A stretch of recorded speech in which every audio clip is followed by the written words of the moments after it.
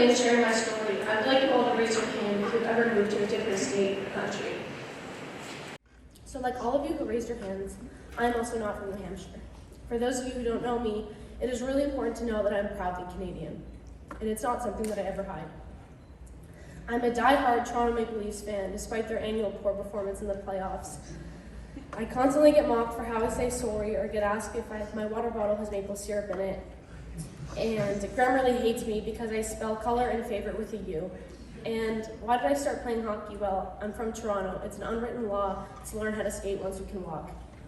Ultimately, being Canadian is a really huge part of who I am.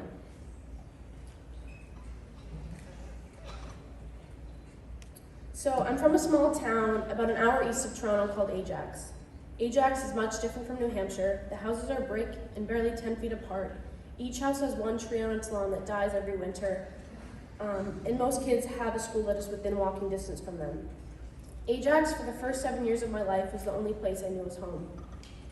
It was the place where I was surrounded by friends, family, and my hockey teammates.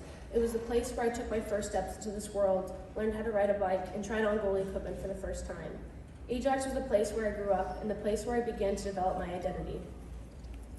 Because Ajax held such sentimental value in my life, the day my parents brought me into our living room to discuss our future away from Ajax and our possible new future in New Hampshire filled me with so many emotions of anger, sadness, and fear.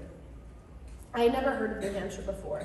To me, Americans were scary because I simply thought that they all had guns. And then when I found out that New Hampshire wasn't near Boston and meant that most might be Boston Bruins fans, I decided then that New Hampshire wasn't for me. The truth is, I didn't want to leave my home. I was only 7, and I was being forced to pack up everything I had into a box and just leave no trace behind. But ultimately, I really had no choice. For a while, I was angry at my parents for making the decision to move for the benefit of my mom's career. I thought it was selfish of them to choose to do something that took no account of my life I had in Ajax. I then was sad that I had to leave the house I called home, leave the place that filled all my memories, leave my friends, and leave my family. But I was also scared. I was scared that everything I was walking away from I would never redevelop. I was scared I wouldn't find new friends because I'd be the weird Canadian. I was afraid I wouldn't find a new hockey team to play with. I was scared that I wouldn't fit in. Ultimately, I was afraid I would always be missing a part of who I am and that my life would never be the same. This fear haunted me for a while until things eventually started to shape themselves out better than I had imagined. These pictures here are from the first time I ever visited New Hampshire. The trip was designed for my parents and me to get a glimpse of what our future lives may look like. During this trip, I got to visit the beach, the rinks of Exeter, and my mom's new office. I was shocked to see how cold the water was, since the only times I ever got to surf and be on the beach was in the summer on vacations in the Dominican Republic.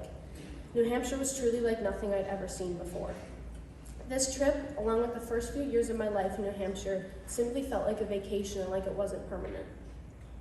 The first transition year in particular was very tough for me, because I only got to see my mom on the weekends or when my dad and I drove to visit her in New Hampshire. However, as I began to slowly pack up some things in Ajax, I started developing my new American life. I joined a new hockey team where I was fortunate to play at a level that was very difficult for females to play in Toronto. This in itself, along with the fact that New Hampshire had Target, gave me some hope that maybe life in New Hampshire wouldn't be so bad. Since Canadian and American Thanksgiving do not align with one another, my parents and I made it a tradition that every November during the American Thanksgiving holiday that we would take a road trip back home to Ajax, where I would spend the week celebrating my birthday with my cousins, aunts, uncles, grandparents, and friends. During these trips, I am always so happy to be home, and my heart is always so full as I got the chance to travel to all of my favorite Canadian locations, including driving by my house, getting my farmer's wrap and ice cap at Timmy's, and buying many Canadian souvenirs at Giant Tiger, Shoppers Drug Mart, or Pro Hockey Life. These visits were and are always so special to me because I was able to go back to my life where I truly belonged. They were special because I was home. During the COVID lockdown, as well as my time spent away from my parents at the North American Hockey Academy, I missed out on several of these trips. The traditional birthday and Christmas get-togethers were spent over the phone, leaving me feeling very disconnected from my family. I felt so alone and lost, such that I felt like I was losing a part of who I was. In this time, I spent almost 3 years without being home and 3 years without seeing my family in Canada. I remember my freshman and sophomore years counting down the days to when I would possibly be able to go home, though many times these dates never came and I felt like I was stuck here. Despite these travel restrictions, my parents and I were finally able to visit family in Ajax in the fall of my sophomore and junior years. Although I was back home, something felt different. I was still so excited to see all my family members and friends, that when walking past the red brick house I grew up in, I realized that my life wasn't there anymore. That I had outgrown the house, but I was okay with that. It was almost as if I felt nothing towards the house anymore, and it was in this moment that I realized my home is so much more than this one house. I will always and forever consider Canada to be my home, because it is simply still the place that I grew up in, and the place where I started to build who I am. But I've learned that home isn't limited to one destination. I have a new home now, and a new life in Auburn, New Hampshire, that is filled with so many amazing things and people. Although it took me over 7 years to be content with living here, I am left with the feeling that I'm finally free and that I can finally let go.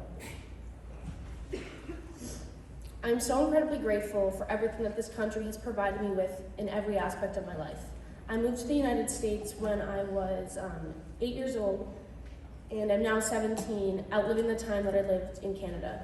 A few years ago, I used to worry that in this time I would forget my past and lose being Canadian. But as I move forward, I realize that I haven't lost anything. I've only gained so many new aspects and opportunities in life. In terms of hockey, I've gained so many incredible opportunities over the past several years. I'm most grateful for my hockey home at the Ice Center in Salem, New Hampshire, where I'm fortunate enough to be surrounded by a group of coaches, trainers, and players who truly believe in me and support me every step of the way. Since I arrived at their program, they took a risk on me, and I'm forever grateful for all that they've done to help me grow so much on and off the ice. Academically, I've gained Derryfield, and I'm so beyond grateful for this place and especially the community. As a little 6th grader, I enrolled into Derryfield last minute in the summer with no clue of what to expect. Derryfield has allowed me to branch out of my comfort zone, socially, academically, and athletically in so many ways. And I'm so grateful to be able to spend a final full year here after being gone for large portions of my freshman, sophomore, junior years. And to my parents, we're here today. Thank you for absolutely everything. Mom, I'm so proud of you for all that you've accomplished in your career here. Thank you for being a female role model in my life and for pushing me to be the best I can be. And to my dad, thank you for always being there for me and always believing in me in all aspects of my life. Thank you for teaching me to take everything in life while breathing, taking one shot at a time, and having fun. I'm forever grateful for all that you both have done for me. Lastly, from this journey, it has led me to believe in the power of risk-taking. In the heat of the moment, the risk itself may seem daunting, and you may want to back out, but you truly never know what is on the other side waiting for you. I would never have been able to guess that this is where I would be today, and my life would be very different had I not moved to this country. My advice for you all is to take a risk, big or small, and challenge yourself to step out of a space of comfort. Challenge yourself to find what else is out there for your future and try something new. You might find yourself somewhere you may never thought you would have. I never thought I'd say this, but in the next few months, as we get closer to gaining our dual citizenship, I'm honored, spelled with a U of course, to be red, white, and blue. I'm honored to be an American. Thank you.